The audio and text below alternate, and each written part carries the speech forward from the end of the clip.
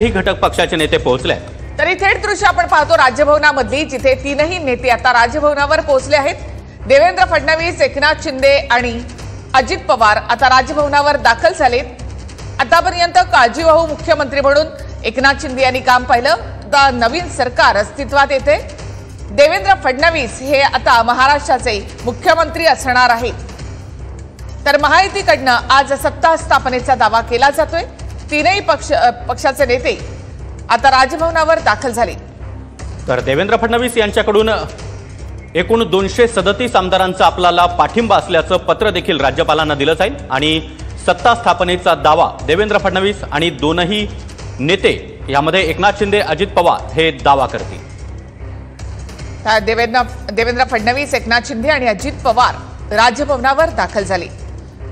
सगळ्यात मोठा पक्ष ठरलेला आहे यामध्ये भाजप आणि भाजपचा मुख्यमंत्री अर्थात देवेंद्र फडणवीस उद्या मुख्यमंत्री पदाची शपथ घेणार आहेत। त्याआधी राजभवनावर महायुतीकडनं सत्ता स्थापनेचा दावा केला जातोय। सत्ता स्थापनेचा दावा करण्यापूर्वी भाजपची विधिमंडळ पक्षाची बैठक पार पडली। यामध्ये गटनेता म्हणून देवेंद्र फडणवीस यांची निवड करण्यात आली आणि त्यानंतर वर्षा निवासस्थानी या तीनही नेत्यांची बैठक पार